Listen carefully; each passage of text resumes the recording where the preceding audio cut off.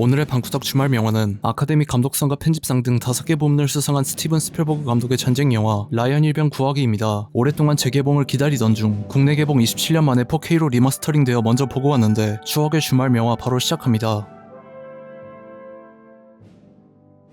인류 역사상 최대 규모의 상륙작전이자 2차 세계대전의 판도를 바꾼 노르망디 상륙작전이 시작된 1944년 6월 6일 상륙정을 타고 오마하 해변 도그 그린 섹터로 향하던 미 육군 제29 보병사단과 제2 레인저 대대원들은 거친 파도와 독일군의 기관총 사격을 피하면서 수속 부대가 뒤섞인 채로 해변에 상륙하고 독일군의 철통 방어에 큰 피해를 입지만 해변을 점령하는 데 성공합니다. 이날 사형제를 군대에 보낸 라이언 일가의 숀 라이언과 피터 라이언이 각각 오마하 해변과 유타 해변에서 전사하고 일주일 전에 태평양 전선에서 전사한 데니얼 라이언, 이렇게 3형제의 전사 소식을 담은 전보가 모친에게 전해지고 육군 참모총장 조지 C 마셜은 라이언 사형제의 막내 제101 공수사단 소속 제임스 라이언 일병이 공수 강화 후 실종되었다는 소식을 듣자 일부 참모들의 반대에도 불구하고 막내 형제를 집에 돌려보내기 위해 구조병력을 투입할 것을 명령합니다. 노르망디 상륙작전 3일 뒤인 6월 9일 긴 전투에 지친 제2 레인저 대대 찰리 중대장 존 밀러 대위는 대대장인 앤더슨 중령으로부터 찰리 중대를 해체하고 1개 분대 병력을 지휘해 독일군 점령 지역에 들어가 제임스 라이언 일병을 구해오라는 명령을 받고 라이언 한 명과 수색대원 8명의 목숨을 맞바꾸는 것이 마냐는 대원들의 반대에도 불구하고 공수부대원들이 흩어져 있는 적진으로 향합니다. 영화 역사상 가장 현실적이고 참혹한 전투 장면이자 수많은 영화나 게임에서 오마주된 초반부 오마하 해변 상륙시는 DVD로 처음 봤을 때도 매우 충격적이었지만 영화관에서 다시 보니 독일군이 쏘는 총알이 날아오는 소리와 총알이 모래에 박히는 소리가 너무 생생하게 들려서 무섭기까지 했습니다. 실제 전투 현장을 담은 종군 기자들의 사진과 비슷한 느낌을 주기 위해 일부러 카메라를 망가뜨리고 핸드헬드로 촬영되어 마치 그곳에 있는 것 같았고, 실제로 팔과 다리가 없는 단역 배우들을 섭외해서 촬영한 미군 병사들이 기관총과 박격포에 맞아 팔다리가 잘려나가고 내장이 쏟아지면서 울부짖는 장면과 총알이 수통을 관통해 둔부에 박혀 피가 나고 있음에도 부상병들을 돌보는 의무병을 비추는 장면이 너무 진짜 같아서 개봉 당시에 영화를 관람하던 참전용사들이 PTSD 증상을 보여 상영관에서 귀를 막고 비명을 지르거나 미국 제대군인 지원부에 도움이 필요하다는 전화가 쏟아졌다니라도 매우 유명한데, 이 사실을 처음 알게 되었을 당시에는 PTSD가 정확히 뭔지 몰랐지만 6.25 전쟁에 참전하셨던 할아버지가 돌아가시기 전에 비슷한 증세를 보였던 것을 보고 영화를 보던 참전 용사들이 얼마나 큰 충격을 받았을지 감히 상상조차 할 수 없었습니다. 개인적으로 가장 충격적이었던 오마하 해변 장면 후반부에 미군 병사들에게 항복하며 살려달라던 체코인 독일군 병사 2명을 그대로 사살하고 농담을 주고받는 장면에서 원래 체코어를 번역한 자막이 출력되지 않았지만 이번 재개봉판은 예전 비디오와 DVD판 자막을 약간만 수정해서 재활용했음에도 해당 장면의 체코어까지 번역했습니다. 어쩌면 나머지 부분보다 더 공들여서 촬영한 오마하 해변 상륙은 여러 참전 용사들과 전문가들의 자문을 받아서 촬영한 실제 전투지만 라이언 일병을 찾으러 가는 부분은 실제 사례에서 영감을 받아 창작된 내용인데, 작중 맷 데이먼이 연기한 제임스 라이언 일병은 미 육군 제101 공수사단 501연대 3대대 소속 프레드릭 릴런드 병장을 모티브로 했고, 라이언 일병처럼 3명의 형제가 노르망디와 뉴기니에서 전사하거나 실종되었고 영화처럼 수색대원들을 투입하진 않았지만 라이언 일병처럼 전우들을 두고 갈 순 없다며 수행 중인 작전을 마친 다음 연대 군종 신부의 도움으로 귀국했다고 합니다. 과달카날에서 작전을 수행 중이던 USS 주노에 함께 타고 있던 설리번 5형제가 모두 전사하자 미군에선 형제가 같은 부대나 군함에서 근무하는 것을 금지시키고 한 명만 살아남고 모두 전사함을 귀국시키도록 했으나 2차 세계대전 이후로는 영화 속 라이언 일병처럼 본인이 이 제도를 거부한다면 전선에 남아 싸울 수 있도록 개정되었습니다. 영화 속 라이언 일병의 소속은 제101 공수사단 506연대 1대대인데 스필버그 감독이 제작한 밴드 오브 브라더스의 등장인물들이 506연대 2대대 소속이라 라이언 일병 구하기의 세트장과 소품을 많이 재활용했고, 밴드 오브 브라더스에서 절친으로 나오는 멀라키와 먹과 라이언 일병의 모티브가 된 닐런드 병장이 친한 사이였다고 합니다. 영화가 개봉하고 나서 실종된 병사 한 명을 구출하기 위해 8명의 수색대원을 사지로 내모는 것이 도덕적으로 옳은 결정인가에 대한 많은 논쟁이 있었는데, 도입 후에 제임스 라이언 일병의 형들이 모두 전사했다는 사실을 보여줌으로써 관객들이 라이언 일병에게 이입하도록 하다가 중후반부까진 라이언 일병을 구출하기 위해 투입된 수색대원들을 비춤에 전개되고, 대원들이 임무에 대하여 직접적으로 불만을 표출하거나 고향에 있는 가족이나 전사한 전우들을 떠올리며 슬퍼하는 모습을 보여주며, 특히 의무병인 웨이드 병장이 기관총에 맞아 전사하고 대원들 간 내분이 일어나는 장면에선 라이언 일병에서 수색대원들의 의견으로 기울면서 관객들이 이 논쟁에 대한 결론을 쉽게 내리지 못하도록 이야기 구조를 교묘하게 잘 배치했다고 생각합니다. 이 장면 전까지 FM 지휘관의 모습을 보여주던 밀러 대위가 오랫동안 전장에서 함께한 선임하사 호바스 중사에게 부하들을 잃을 때마다 한 명의 희생이 10명의 목숨을 살렸다고 합리화하며 죄책감에 시달렸다고 털어놓는다거나, 자신의 결정 때문에 웨이드 병장이 전사하자 대원들이 없는 곳에서 오열한 다음 내분이 일어난 대원들에게 자신이 과거 고등학교 교사였고 전쟁터에서 너무나도 변해버린 자신의 모습에 대해 털어놓는 독백은 담당 배우 톰 행크스의 훌륭한 연기력 덕분에 개인적으로 가장 좋아하는 장면입니다. 마침내 라멜에서 라이언 일병을 만나자 수색대원들은 안 가겠다고 버티는 라이언에게 강한 적개심을 표출하는데, 수색대원들을 연기한 배우들이 촬영 전 일주일 동안 혹독한 군사훈련을 받는 동안 스필버그 감독이 그들이 보는 앞에서 맷 데이먼이 누워서 노는 모습을 보게 함으로써 자연스럽게 적개심을 드러내도록 의도했다고 합니다. 그 전까지 대원들의 관점으로 함께한 관객들도 같이 라이언 일병에게 분노하도록 의도했지만, 공수부대원들을 이끌던 지휘관과 고참 부사관들이 전부 전사한 상황에서 라이언까지 빠진다면 전력에 공백이 생겨 모두 전사하고 사수하고 있던 다리를 뺏겼을 것이기 때문에 투철한 책임감과 군인 정신으로 끝까지 전선을 사수한 것이 옳은 행동이었다고 볼 수도 있습니다. 마지막 전투에서 어팸 상병의 햄버가 비판받기도 하는데, 어팸은 제29 보병사단 작전과에 소속된 행정병으로 대학을 다니다가 전투병이 아닌 기술행정병과로 입대하여 지도를 제작하거나 불어 및 도거 통역을 담당하는 비전투병이고, 밀러 대위가 지휘하는 찰리 중대의 통역병이 전사했기 때문에 급하게 차출되었습니다. 어팸의 계급인 2차 대전기 미 육군 기술상병은 2등병으로 시작하는 전투병과와는 다르게 대학을 다니다가 입대한 기술행정병의 최하위 계급으로 비전투병과이자 입대한 지 얼마 안 된 신병이라 여러 전투에서 실전을 경험한 다른 대원들보다 답답한 모습을 보여주면서도 성격이 사력있고 대학을 다니던 지식인이라 철학자 에머슨의 어록을 인용하기도 하고 이성적인 모습을 보여줍니다. 마지막 전투에서 밀러 대위는 어팸에게 39병기 기관총 탄디를 휴대하고 보급하도록 지시하는데, 영화 처음부터 끝까지 이렇게 처절한 전투를 처음 경험한 어팸은 쉘쇼크로 인해 아무것도 하지 못하다가 계속 텃세를 부리다가 후반부에 와서야 친해진 멜리시 이병을 구해주지 못하게 됩니다. 어팸은 엄청난 죄책감과 분노를 느끼고 미군 지원 병력이 등장하자 퇴각하던 독일군들을 막아 세우는데, 영화 중반부에 웨이드가 전사한 레이더 진지에서 풀어졌다가 마지막 전투에 다시 나타나 밀러 대위에게 치명상을 입힌 독일군 포로 스팀보트 윌리가 친근하게 굴자 사살해버립니다. 어팸의 행보가 답답해 보일 수는 있을지언정 전쟁터에서 누구든 어팸처럼 될 수 있다는 것을 표현한 것으로 보이며, 분노를 이기지 못해 스팀보트 윌리를 사살한 것이 어팸의 성장인지 타락인지는 관점에 따라 다르겠지만, 무기를 내려놓고 항복한 적군을 사살한 것과 자신 때문에 전우들이 죽었단 죄책감에 평생 시달리며 사력있고 선한 모습으론 돌아갈 수 없을 것이라고 생각합니다. 영화의 초기 각본에서 어팸은 레인저 대원들과 어색하다가 점점 전투에 익숙해져 다른 대원들과 농담을 주고받을 정도로 친해지고, 육상부 출신이라 기관총 진지 돌격에 자원하기도 하는 등 지금의 모습과 매우 달랐는데, 전투에 익숙하지 않는 인물이 충격을 받아 심리적으로 붕괴하는 모습을 표현하기 위해 수정한 것으로 보입니다. 스팀보트 윌리의 총격에 쓰러진 밀러 대위는 라이언 일병에게 수색대원들과 공수부대 전우들 그리고 영화 초반부에 전사한 형제들의 희생이 헛되지 않도록 값지게 살라는 말을 남기고 숨을 거두는데, 영화의 주제를 관통하는 가장 중요한 대사이며, 살아남아 고향으로 돌아간 참전 용사들과 영화를 보고 있는 관객들에게 전쟁터에서 숨을 거둔 전사자들의 희생을 잊지 말라는 뜻이라고 생각합니다. 영화가 끝나고 흘러나오는 곡은 존 윌리엄스가 작곡한 힘 투 더 폴른, 직역하면 쓰러져간 이들을 위한 창가란 뜻으로 살아 돌아오지 못한 수많은 라이언 일병을 추모하는 의미심장한 제목입니다. 지금도 여기저기서 크고 작은 전쟁들이 벌어지고 있지만, 우리나라도 6.25 전쟁을 겪었던 만큼 지금 누리고 있는 평화가 참전 용사들의 값진 희생으로 얻은 것이고, 두 번 다시 전쟁이 일어나선 안 된다는 것을 이번에 라이언 일병 구하기를 극장에서 다시 보면서 명심하게 되었습니다. 추천하고 싶은 명화가 있다면 댓글에 남겨주시면 감사하겠습니다. 그럼